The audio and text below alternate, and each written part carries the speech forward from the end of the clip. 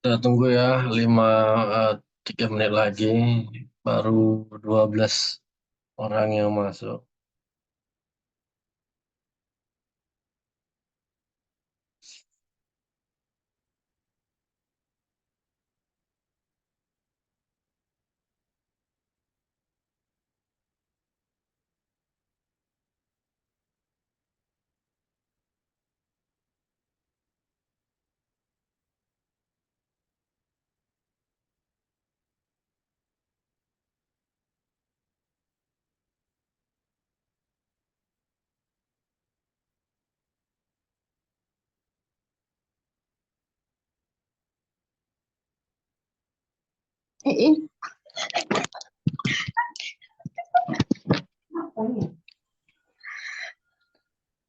Nanti pula kameranya.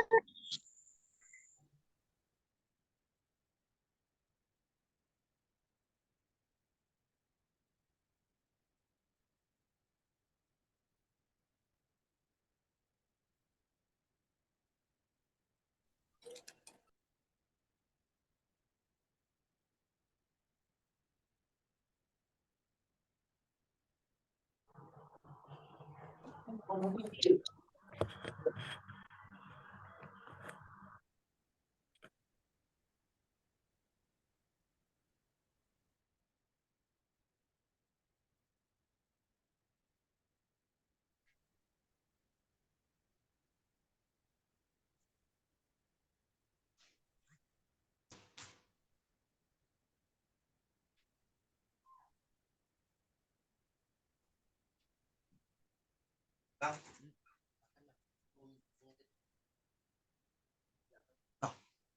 bang.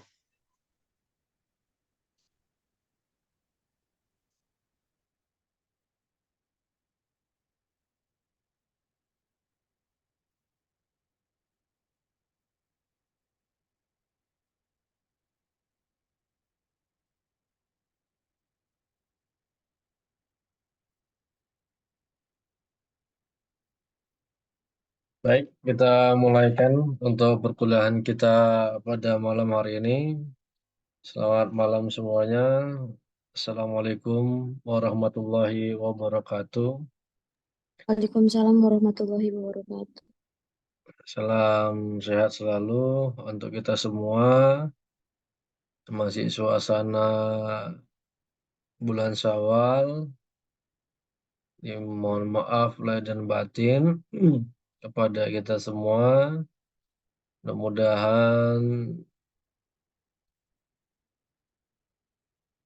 di bulan-bulan berikutnya kita menjadi lebih baik lagi setelah menjalankan ibadah puasa 1 bulan penuh bagi yang melaksanakannya.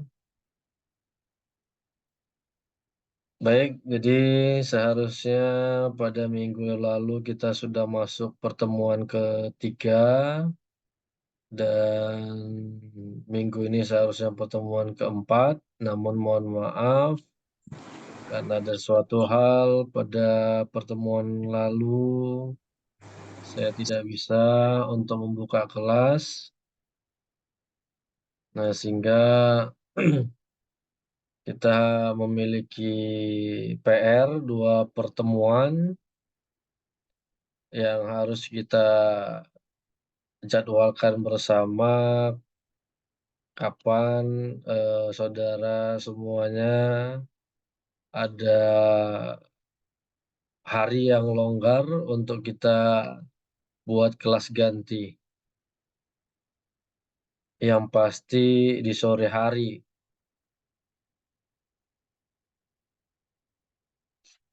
Nah, apakah ada yang bisa kasih saran untuk mengejar 2 pertemuan yang tertinggal? Yang satu pada saat libur Idul Fitri di tanggal 9-nya malam takbiran, yang kedua minggu lalu di tanggal 15 ya kalau tidak salah. Nah, jadi nanti jangan ya kita bisa menutupin itu sebelum ujian akhir semester ataupun ujian tengah semester.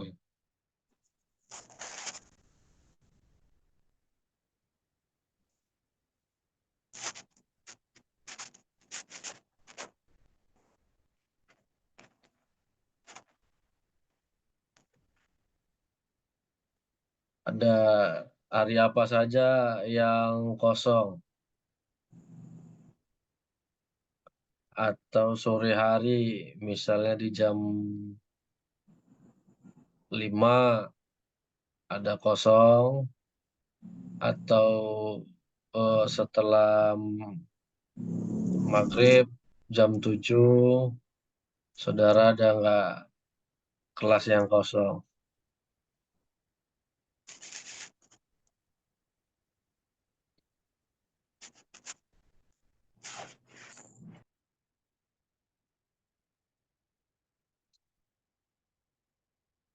Ada yang bisa kasih pendapatnya? Nantinya kita khawatir ketika pada saat minggu tenang nggak terkejar untuk mengganti 2 pertemuan.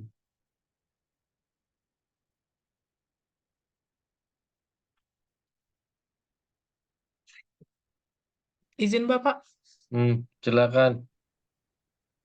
kalau dari kami ada beberapa yang kosong di hari Selasa, Pak, di jam 7, karena cuma satu matkul Bapak, hanya Bapak di jam setengah 9.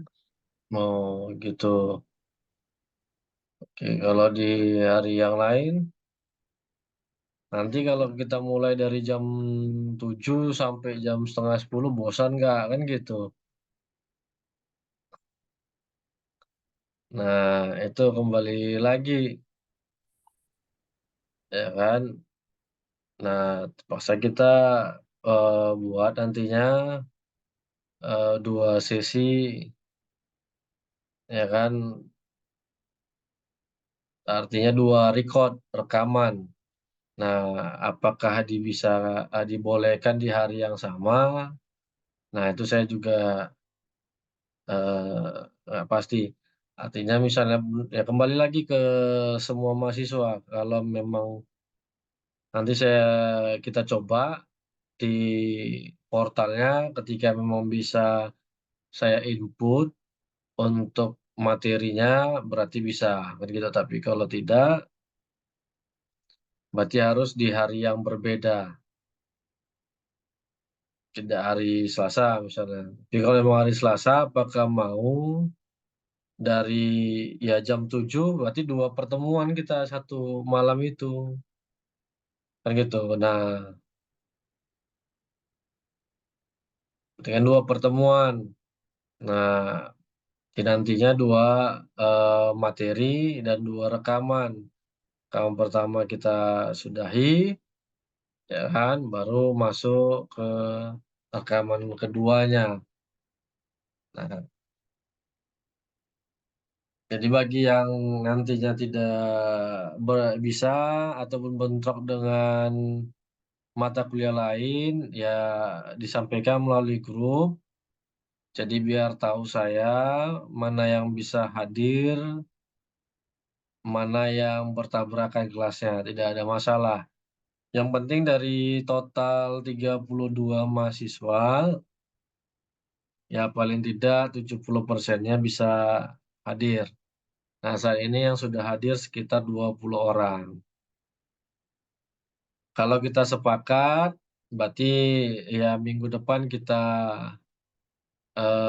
dari jam 7 sampai pukul 9.30. Nah, kita coba nantinya jeda untuk 30 menit isoma kan gitu. Nah, atau makan malam, ya kan? Nah, yang mau sholat, bisa misalnya kan. Jadi supaya ada istirahatnya tidak berlanjut. Nah, tapi kalau mau langsung lanjut, ya bisa. Bisa kita padatin aja 1 jam kan gitu. 1 jam pertemuan eh, ganti, 1 jam sesuai materinya. Nanti minggu depan berarti 2 les lagi dari jam 7 sampai jam 9.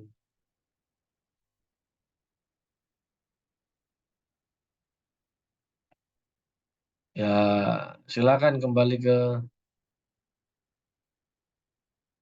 rekan-rekannya yang lain. Gimana? Apakah sepakat usulan dari teman kita si Valentina untuk kelas gantinya di hari Selasa pukul 7 malam? Tadi ada yang chat, ada bertabrakan dengan kelas yang lainnya. Ya, tidak masalah, akan disesuaikan. Nantinya materi kan bisa dilihat di portal sama eh, video record. Yang lain bagaimana pendapatnya? Apakah setuju atau tidak? Setuju, Pak. Oke, baik. Berarti minggu depan kita masuk di pukul 7 untuk kelas tambahan. Intinya untuk kelas tambahannya saya coba buat link yang tersendiri atau nanti bisa bergabung dengan link yang biasa. Nanti coba saya ubah untuk jamnya. Kalau memang bisa di hari itu, ya kita akan rubah. Oke, baik. Sudah sepakat. Jadi tadi yang akan bentrok, silakan nantinya disampaikan pada saat minggu depan.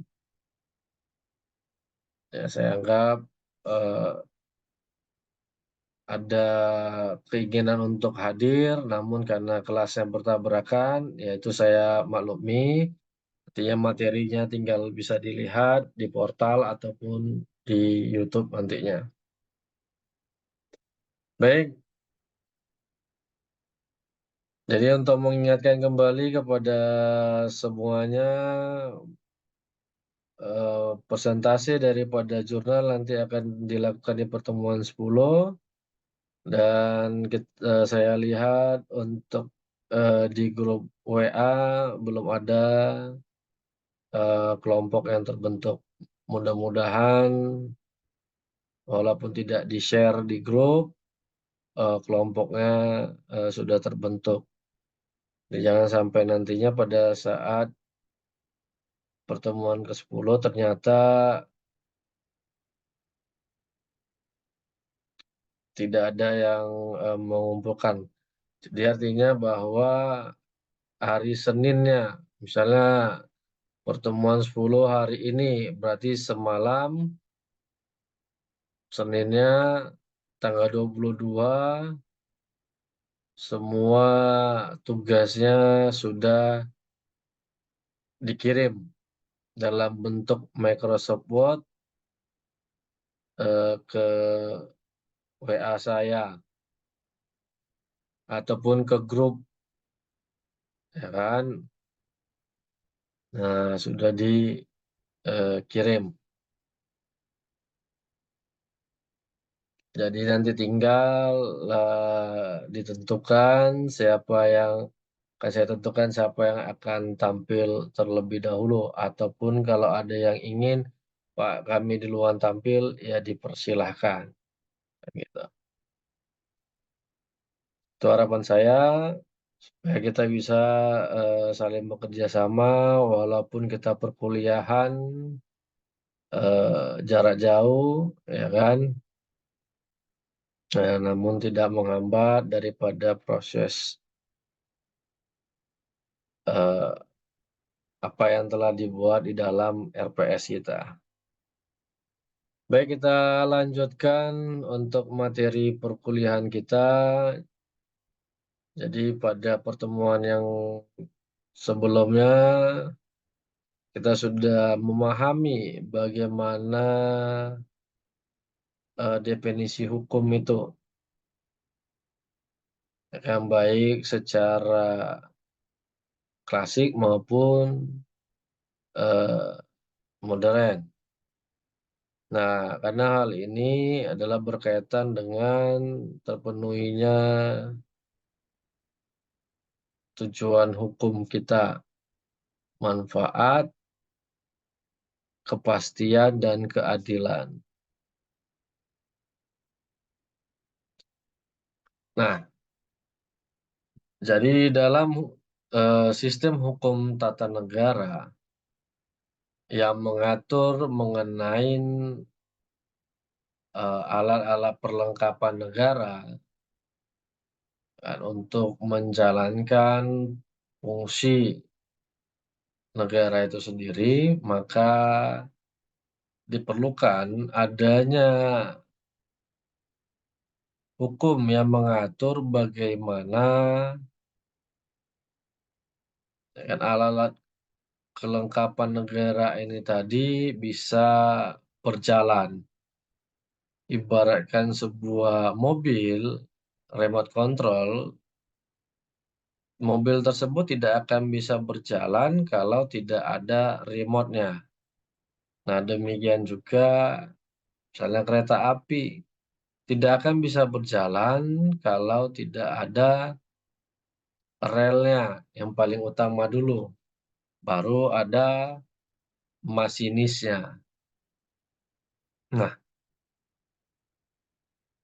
Ilustrasi inilah yang dilihat bagaimana cara sebuah lembaga negara bisa berjalan, apa-apa saja yang dilaksanakan oleh lembaga-lembaga negara ini. Nah, setiap lembaga pasti memiliki fungsinya. Nah, beberapa pendapat ahli, salah satunya Utrecht, menganggap bahwa administrasi negara adalah gabungan jabatan alat administrasi yang di bawah pimpinan pemerintah yang melakukan sebagian dari pekerjaan pemerintah, bagian atau fungsi administrasi yang tidak ditugaskan kepada badan-badan yudikatif, legislatif, dan badan pemerintah dari persekutuan-persekutuan hukum yang lebih rendah dari negara, yaitu badan-badan pemerintahan dan dari persekutuan hukum daerah swatantra dan daerah istimewa. Nah, jadi kata Utrecht, bagaimana kegiatan-kegiatan atau aktivitas yang tidak dilakukan oleh kekuasaan, tiga lembaga kekuasaan menurut Montesquieu.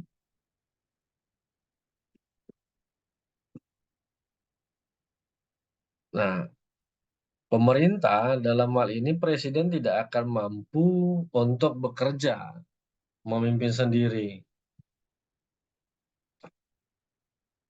Maka diperlukanlah badan-badan tadi. Nah, badan-badan itu juga tidak akan mampu untuk mengcover ataupun membebani seluruh eh, peril- pemberian kesejahteraan kepada masyarakat. Maka ya diperlukan adanya lembaga-lembaga yang lebih rendah.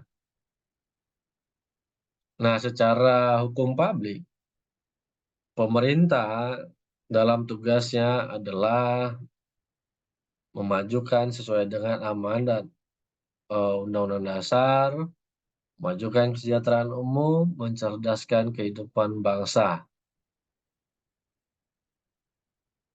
Nah, dalam melaksanakan fungsi utamanya ini, harus ada sistem. Dikata Laurent M. Friedman, hukum adalah sistem. Nah, sistem itu akan berjalan ketika dibuat sesuai dengan sistematikanya, alurnya. Nah, sama seperti kereta api tadi, ketika relnya tidak dibuat, dia tidak akan bisa maju, tidak akan bisa berjalan. Nah, baik buruknya inilah tergantung daripada pembuatan sistem administrasinya tadi. Presiden sebagai lembaga eksekutif, tanpa adanya menteri tidak akan bisa melaksanakan tugasnya.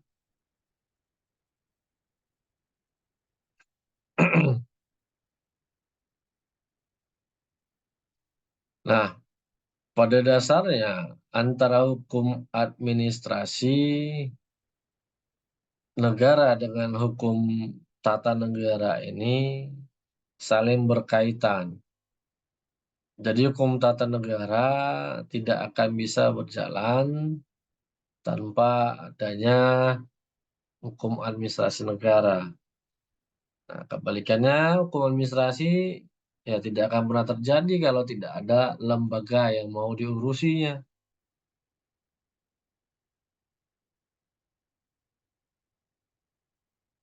Nah, seperti yang dikatakan oleh Logeman,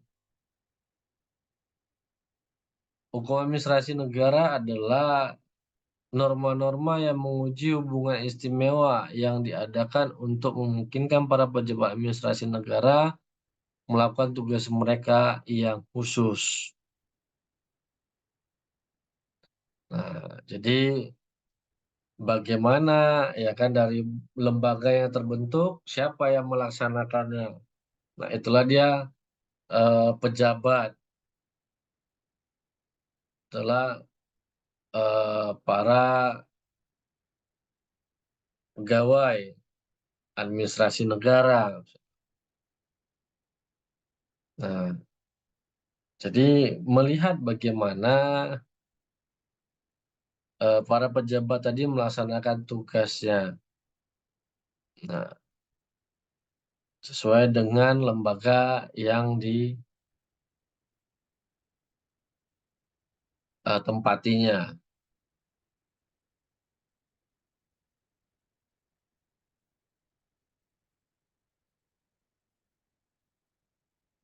Nah, menurut Appleton, bahwa HAN adalah keseluruhan aturan yang hendaknya diperhatikan oleh para pemangku kekuasaan penguasa yang diserahkan tugas pemerintahan. Nah, jadi beberapa dari pengertian tersebut, maka kita bisa melihat bahwa hukum administrasi ini adalah untuk menilai bagaimana para pejabat tata usaha negara melaksanakan tugasnya, apakah sudah sesuai dengan rule of law, nah, ataupun rule of ethic. Saya kutip dari salah satu pendapat hakim Mahkamah Konstitusi yang baru memutus perkara sengketa pemilu. Kan gitu. Jadi etika hukum dan peraturan hukum. Etika hukum itu kalau menurut pendapat Lawrence M. Friedman itu termasuk kategori yang mana? Apa saja ada unsur legal system menurut M. Friedman, Lawrence M. Friedman? Ada yang bisa atau ada yang masih ingat atau mencatat?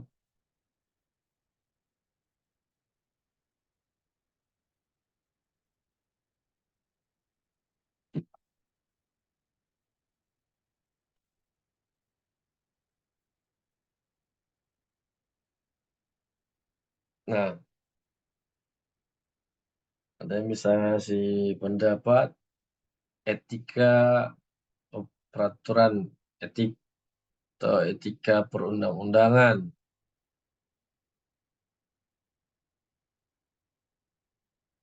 Kan? Jadi tidak hanya mengutamakan kata salah satu hakim konstitusi. Tapi kan bukan berarti dia nggak punya ras.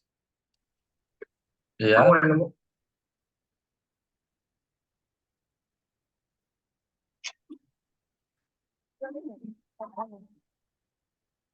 ada yang Walaupun bisa ada siksa kubur, kasih pendapat.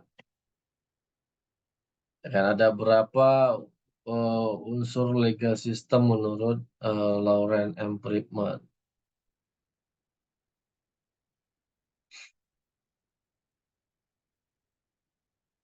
Memang kita biasa kalau di baru semester 2 untuk teori-teori hukum itu memang sangat tabu, artinya belum banyak kita menguasainya. Nah, teori-teori ini sama dengan diartikan sebagai mazhabnya. Nah, jadi kita bisa mengikuti pendapat-pendapat ahli tersebut. Ya, seperti di kampus kita sudah ada Prof. Yasmira, ada Prof. Henry. Sebentar lagi mungkin akan keluar untuk guru besarnya Prof. Tama sama Prof. Sumarno kan gitu. Mudah-mudahan sebentar lagi guru besarnya. Nah, kita bisa menggunakan teori-teori yang eh, diciptakan oleh guru besar kita yang ada di kampus.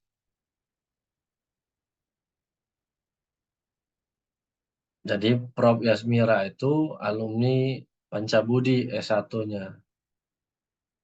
Lanjut S2, ya kan, S3 beliau di luar, di luar Sumatera maksudnya. Kan gitu. Nah, jadi ya kan dalam melaksanakan eh, tugas fungsi pemerintahannya, ya kan, selain berdasarkan peraturan perundang-undangan, harus berdasarkan etika hukum, etika peraturan etik. Nah, kalau kita lihat kaitannya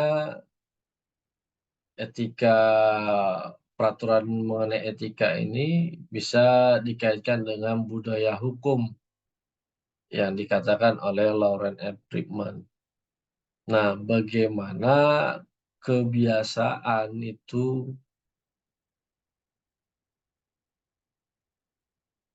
tidak menimbulkan satu pertentangan dengan aturan yang sudah dibuat, yaitu budaya hukum, ya kan, legal culture. Jadi etika ini berdasarkan daripada budaya hukum.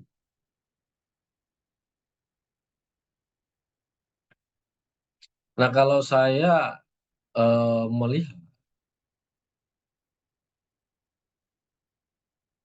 karena 350 tahun kita dijajah oleh negara lain, bahkan bisa lebih kan gitu.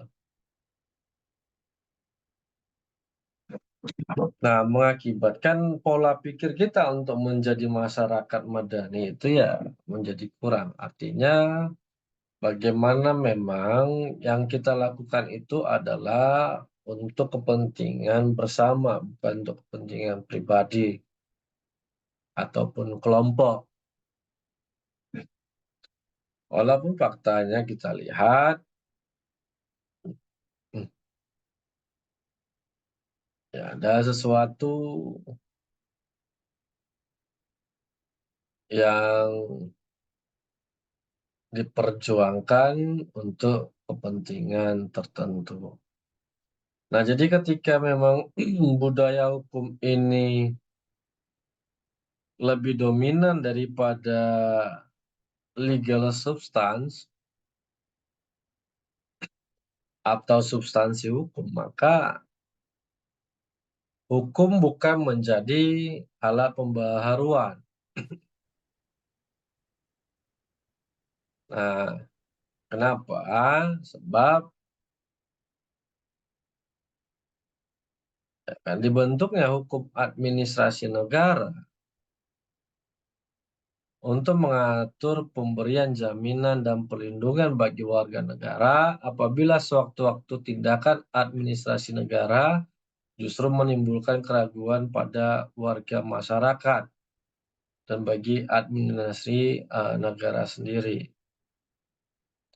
Nah, karena hukum harus tidak dipandang sebagai kaidah semata saja, tetapi sebagai cara pembangunan yang menyentuh pembangunan karakter masyarakat. Nah, sederhananya hukum diharapkan dapat memberi motivasi cara berpikir masyarakat ke arah yang lebih maju. Nah, jadi kan, nah hukum administrasi negara itu diciptakan supaya tujuannya untuk memberikan sebuah kepastian, perlindungan bagi masyarakat. Nah, kalau seandainya para pejabat negara ataupun tata usaha negara ini bertindak, ya kan, justru membeda-bedakan dari segi sosiologis, antropologis maupun budaya, inilah yang menyebabkan penyelenggaraan nantinya pemerintahan tidak akan berjalan maksimal. Ya kan? Nah, ini hal gini diakibatkan apa? Ya tadi budaya hukum. Nah, budaya hukum itu tadi, yaitu tolong menolong, ya kan? Nah, gotong royong, tapi bukan gotong royong dalam arti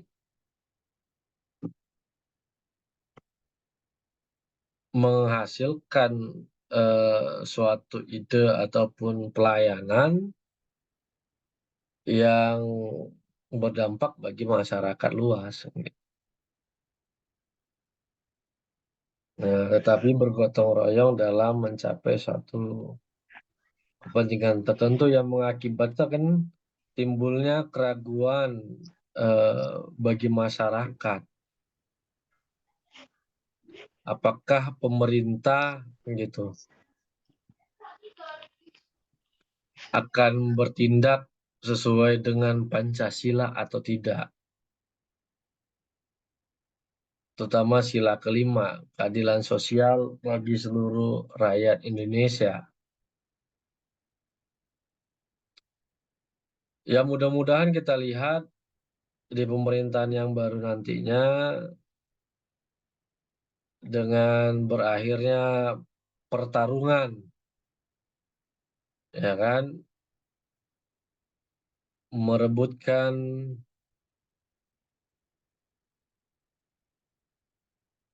ya kan, kursi kekuasaan. Mudah-mudahan pemerintah yang baru bekerja sesuai dengan hukum administrasi negara supaya bisa menghilangkan paradigma ataupun keraguan bagi masyarakat bahwa pemerintahan ini sesuai dengan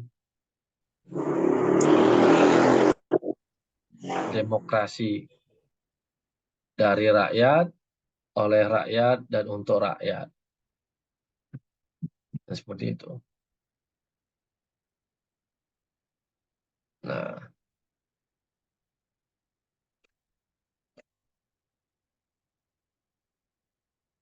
jadi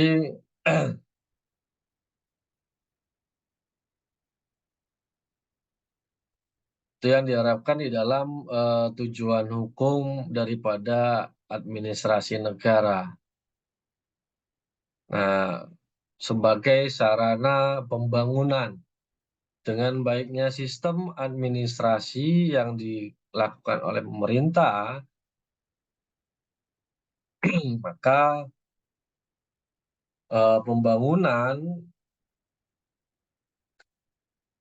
bisa terlaksana. Jadi bukan hanya pembangunan daripada infrastruktur, tetapi juga karakter masyarakat.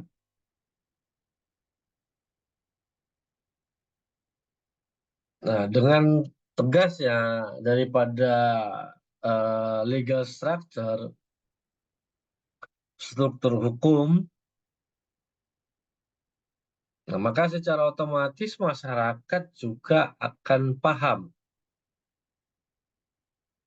hak dan kewajibannya selaku warga negara bagaimana. Nah, demikian juga pemerintah, hak dan kewajibannya selaku pejabat administrasi negara ya bagaimana kan gitu. Agar tidak terjadi eh, kesewenang-wenangan dalam bertindak. Nah, jadi seperti itu, membentuk karakter masyarakat inilah yang eh, sulit, ya kan? karena sudah tumbuhnya budaya tadi. Nah, itu dia. Jadi kalau budaya kebiasaan itu sudah menjadi bagian dalam hidup seseorang, nah sulit. Kan seperti yang pernah saya sampaikan, ketika kita bertamasya, berlibur ke negara lain, nah kita bisa mematuhi hukum administrasi negara tersebut tanpa merasa dipaksa, adanya kesadaran diri. Ya, ketika kembali ke negaranya, kembali ke Indonesia, mulai kambuh, kan gitu. Nah, sama ketika saya masuk ke Kepulauan Bangka ini, kan, saya melihat satu kota yang tidak terlalu besar, lebih besar Sumatera Utara,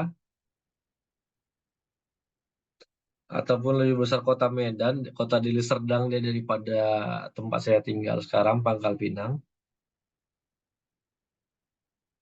Masyarakatnya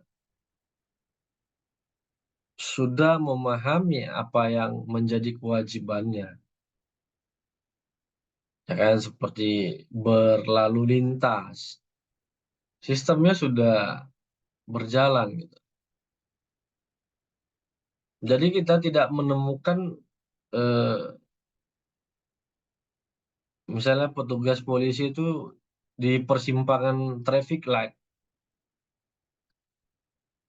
Nah, itu dia.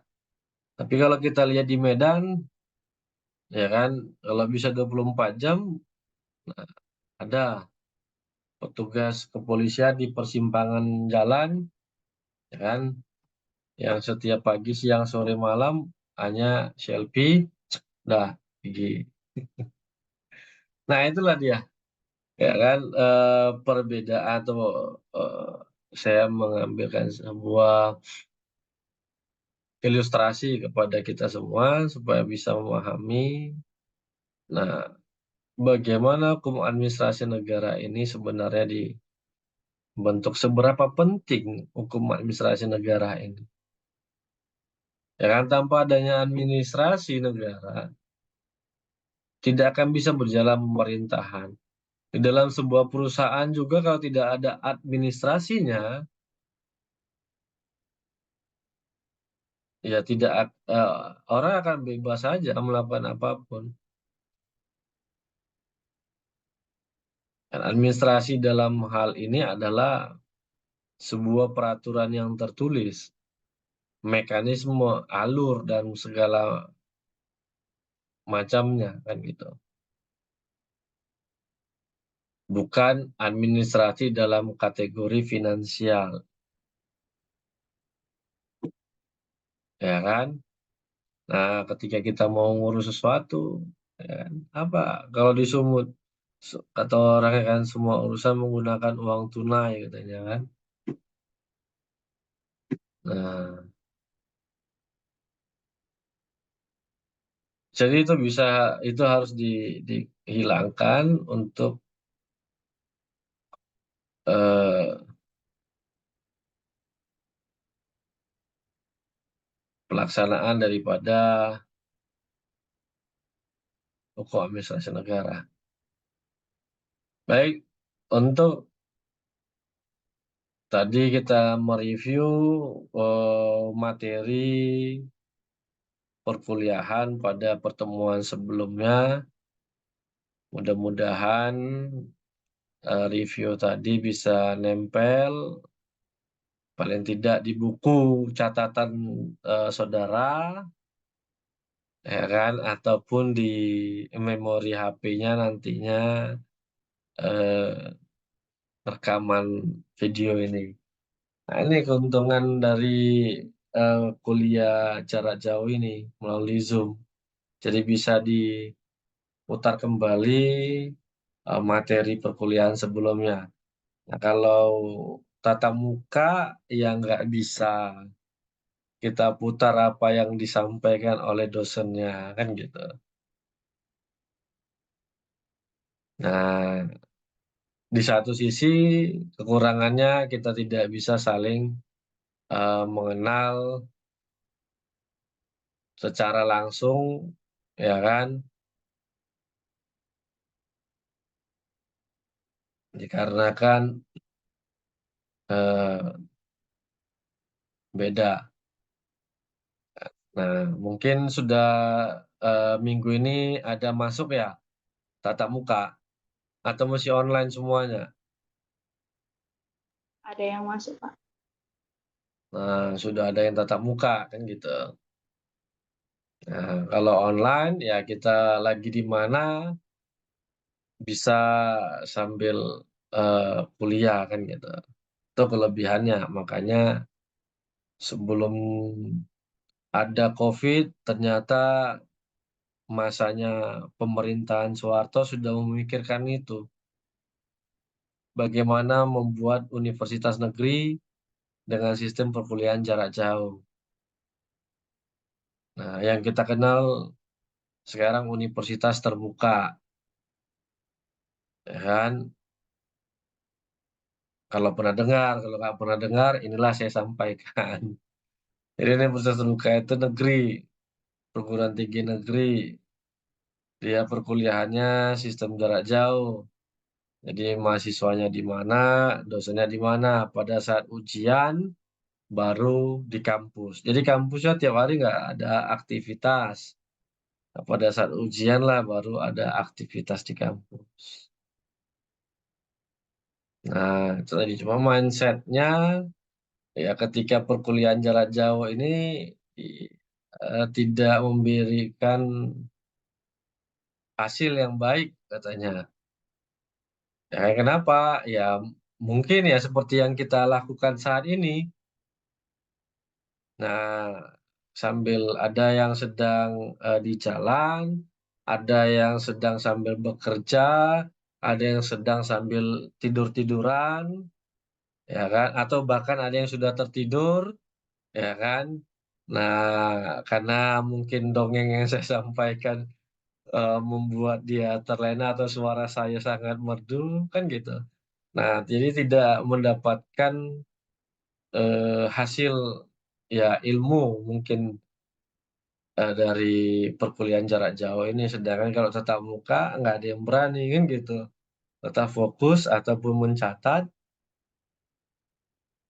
Nah, apa yang disampaikan oleh dosennya kan gitu. Nah, jadi sebenarnya apa yang disampaikan oleh pengajar, dosen itulah yang bisa menjadi pemahaman kita daripada law in book-nya yang sulit terkadang kita pahami. Kan? Nah, saya kalau buku lebih senang buku karangan Yaya Arahap. Itu mantan hakim, masih S1, tapi bukunya dipakai oleh guru besar, kan gitu. Nah, isinya mudah dipahami, penalarannya baik. Yang sulit adalah buku karangan Surjono Sukanto, Sukamto atau Sukanto. Itu kalau untuk mahasiswa S1 agak sulit penalarannya. Tapi kalau dia karangan buku ya Rahab banyak tentang pidana ada, perdata ada, administrasi negara yang saya tidak tahu ada atau tidak. Nah, bagaimana hukum administrasi negara ini posisinya di dalam lapangan hukum? Kan sebentar, sekilas kita pelajari dan bahwa hukum administrasi negara akan merupakan bagian ilmu hukum khusus, yaitu ilmu hukum yang tidak statis, akan tetapi berkembang sesuai dengan perkembangan atau kebutuhan dalam masyarakat. Makanya tadi seperti tujuan hukum administrasi negara itu adalah sebagai sarana pembangunan. Nah, ini kan senada yang seperti saya sampaikan, definisi hukum menurut Muchtar Kusuma Atmaja, bahwa hukum adalah alat pembaharuan bagi masyarakat. Walaupun sebenarnya sifat hukum itu adalah rigid, apa itu sulit untuk dirubah, tetapi dia harus tetap memperbaharui, kan gitu. Nah, ya seperti sistem administrasi kita yang sekarang dulu konvensional, sekarang sudah menggunakan teknologi informasi komunikasi atau TIK, kan gitu. Nah, bahkan sekarang surat resmi juga sudah di dalam bentuk elektronik. Nah, inilah menunjukkan bahwa hukum harus bisa menjadi alat pembaharuan bagi masyarakat. Nah, hukum administrasi juga di dalam lapangan hukum harus bisa sifatnya dinamis, ya kan, bisa mengikuti perkembangan zaman.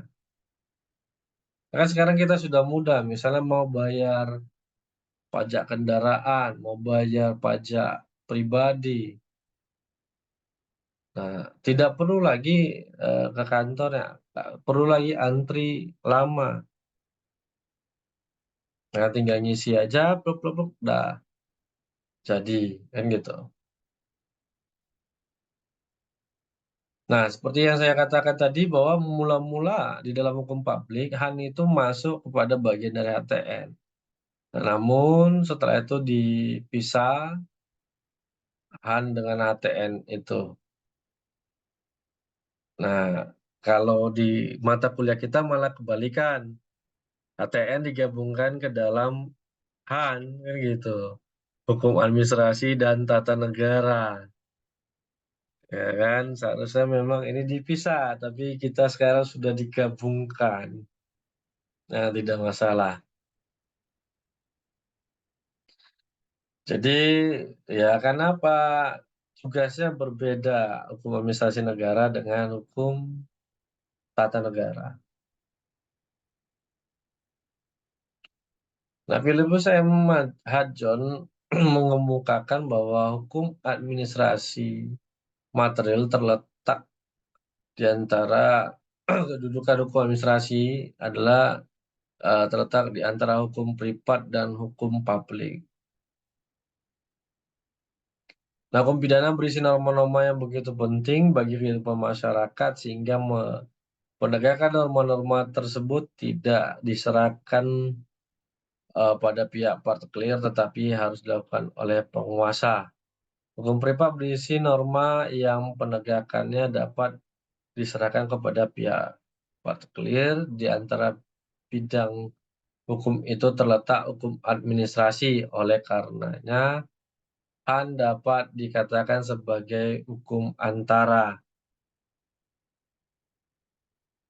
Nah, di dalam hukum pidana, ya kan, bagaimana negara menyatakan seseorang bersalah, melakukan sebuah pelanggaran. Misalnya di dalam eh, lalu lintas, kan gitu. Kemudian dalam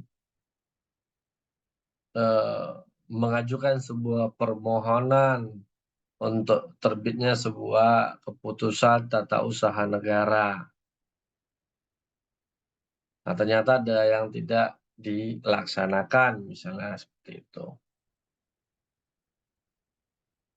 Nah, ataupun hukum publik itu sudah menegaskan dari secara administrasinya harus dilaksanakan. Ya, tidak boleh dilanggar, tetapi ada yang melanggar.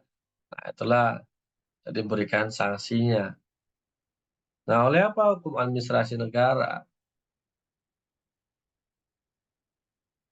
Kan tadi dalam berlalu lintas, apa sanksinya? Denda, kan gitu. Nah, privat, ya kan, bagaimana proses suatu hubungan antara individu dengan individu, individu dengan badan hukum, ataupun badan hukum dengan badan hukum itu saling menguntungkan, saling melaksanakan hak dan kewajibannya masing-masing. Nah, inilah hukum administrasi negara yang mengaturnya. Jadi sebelum terjadinya pelanggaran, dibuatlah secara privatnya. Nah, setelah terjadi pelanggaran, sudah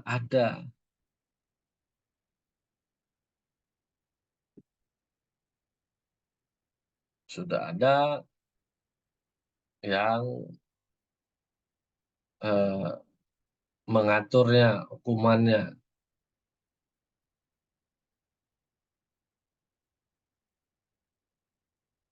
Nah, menurut Van Vollenhoven, menurut teori residunya, pembagian materi hukum. Ada HTN, ada perdata, hukum pidana, dan HAN.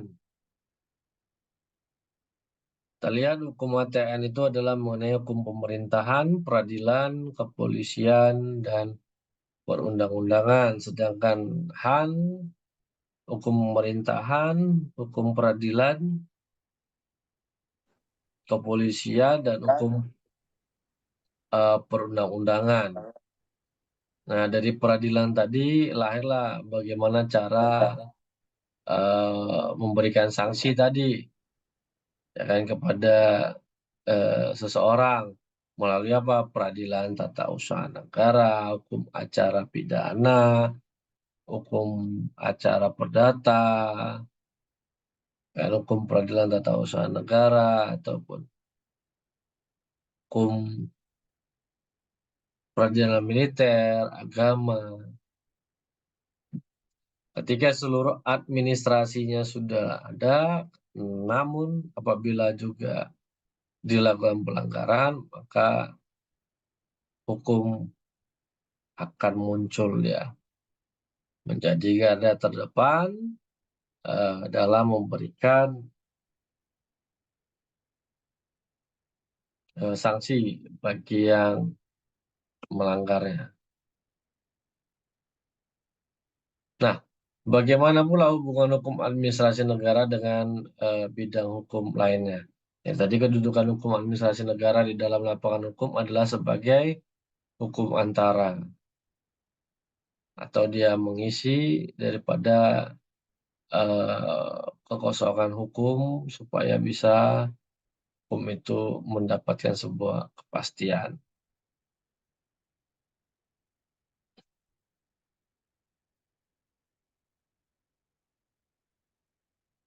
Nah, hubungan hukum administrasi negara dengan bidang hukum lainnya. Hukum administrasi negara menitik beratkan secara khas pada administrasi negara.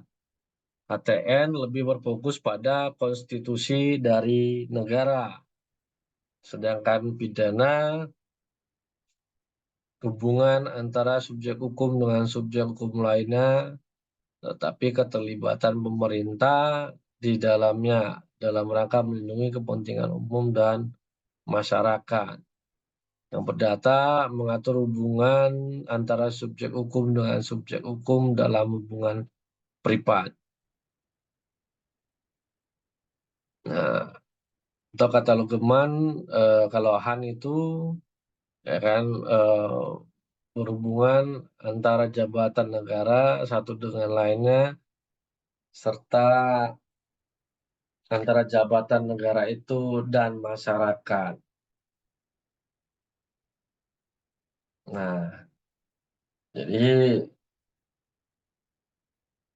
dari HTN berfokus kepada konstitusi dan lembaga negaranya, organisasi-organisasi negaranya. Han masuk untuk mengatur hubungan bagaimana antara satu jabatan dengan jabatan lain eh, berhubungan dalam melaksanakan fungsi pemerintahan, ataupun bagaimana antara lembaga negara tadi, organisasi negara tadi kepada masyarakat publik. Nah, hubungan Han dalam hukum pidana kan bagaimana keterlibatan pemerintah dalam mengatur ataupun dalam rangka melindungi kepentingan umum dan masyarakat. Nah, jadi hukum administrasi negara ini di semua lapangan hukum itu ada. Dan walaupun sangat jarang kalau di perkuliahan itu ada yang mengambil konsentrasi HTN atau HAN. Kenapa? Membahas negara ini nggak akan habis-habisnya, ya kan? Administrasi yang sudah dibuat baik-baik ternyata dilanggar, ternyata dirubah seenak dewinya katanya, ya kan? Tapi itulah yang namanya hukum, ada tingkatannya kan gitu. Nah, dari Mahkamah Konstitusi membatalkannya misalnya. Kemudian ya legislatif yang harus menciptakan norma hukum yang baru. Kan itu. Ketika memang norma hukum yang ada itu sudah eh, bertentangan dengan Undang-Undang Dasar dan begitu. Baik, sampai di sini apakah ada yang mau kita diskusikan sambil saya absen terlebih dahulu? Kalau ada yang mau ditanyakan atau kita diskusikan, dipersilahkan nantinya. Saya panggil Adelia Fitri Wijaya. Ada Adelia? Ada nggak Adelia? Nggak ada. Aditya Rizky?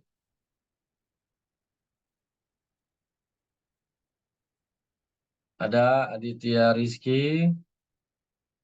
Ya, silakan. Yang lagi di jalan ataupun lagi tidur, harap bangun dari tidurnya, kita absen terlebih dahulu.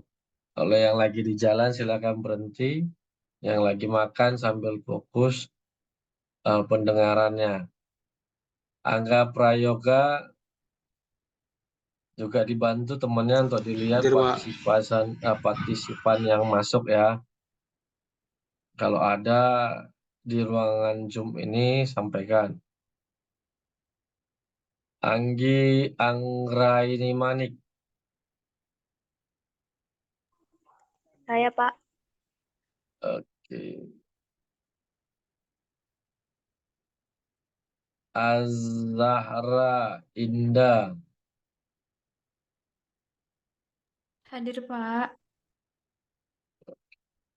Agak panjang ini, agak susah tengahnya namanya ya. Pristarani. Lanjut Betsida Valentina. Ada tadi. Hadir, Pak. Ya, Cici Widya Tamara. Hadir, Pak. Dava Ihsani Nurti. Ada si Dava, ada. Diansa Hakiki. Hadir, Pak. Oke. Dodi sampai malam. Hadir, Pak. Oke, Bang Lodi. Jangan suka begadang, Bang ya. Walaupun namanya sampai malam kan. Nggak bagus dia. Iya, Pak. Erwin Daniel Febrianto.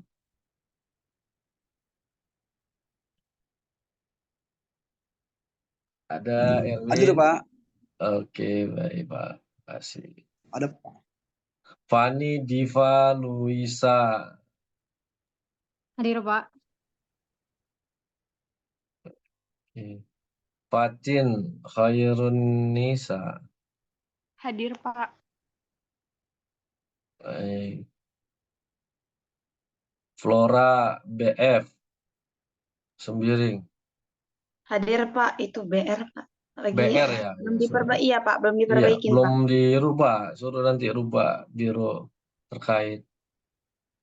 Nanti jangan sampai di ijazah pun seperti itu. Baik Jadi Pak. ya pada kita semua ketika di ijazah harus disesuaikan dengan nama di ijazah SMA. Jangan sampai salah tulis.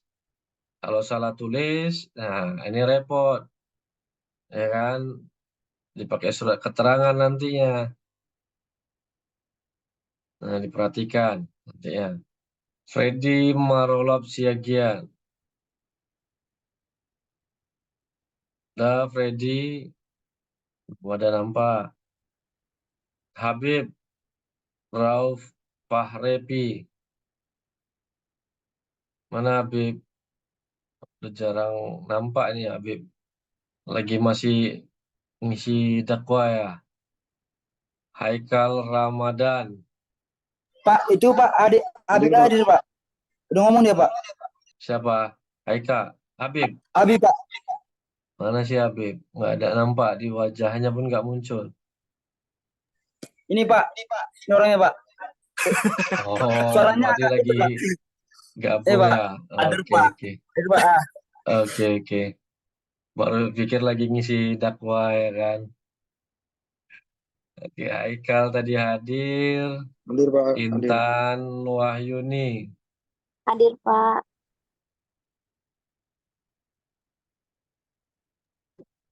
Oke, baik. Kezia Novrianti. Kezia ada?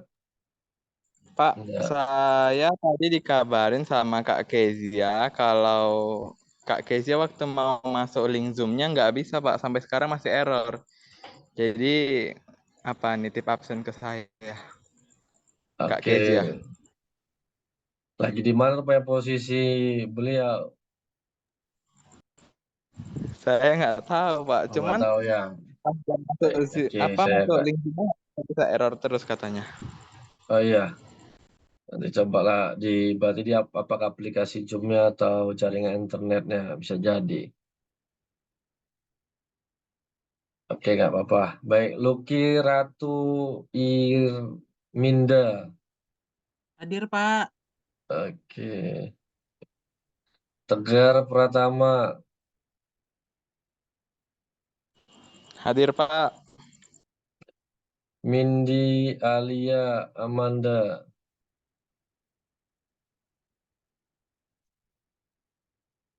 Putronoto. Hadir Pak. Kapan ini utangnya Putro? Udah 2 bulan. Iya Pak, lagi proses Pak. Belum dilunasi sama saya. Cepat biar bisa seminar proposal. Iya Pak. Oke. Fernando tadi hadir sama si Habib. Hadir, Pak. Fernando, Pak. Ya. Oke. Nah, agak sabar ya mendengar khutbahnya Habib ya. Rahma Ya, Pak. Dwi Mutia. Hadir, Pak. Raja Muda. Mana si Raja? Retno Andini. Hadir, Pak. Baik. Ricky Andika. Hadir, Pak. Izin, Pak. Oke. Selin Lumongga, Hadir, Pak. Taufik Pandaroni. Hadir, Ada, Pak. ada Taufik. Hadir, Pak. Oke. Yeti, Hadir, Pak. halus sekali suaranya, mana Yeti? Hadir, Pak. Eh, harus semangat walaupun udah malam. Zahwa Aulia Putri, Hadir, Pak. walaupun di Medan katanya belum ada hujan ya, panas terus ya. Kalau di sini hujan terus. Saat ini pun hujan. Baik, mudah-mudahan ada yang belum dipanggil. Udah semua. Ya. Saya Pak, nggak dengar tadi Pak. Itu hampir saja. Oke, Dava. Saya juga Pak, tadi Pak, nggak dengar Pak. Maaf Pak, lagi apa tadi di luar Pak. Lagi ngobrol. Aditya sama Hadir Pak, Dava. Dava Isani Pak. Oke. Si Adelia belum ada ya. Adelia Freddy Marolop belum ada juga kan. Freddy Mindy, si Raja nggak ada. Baik, apakah ada yang mau kita diskusikan atau dianggap materinya sudah cukup?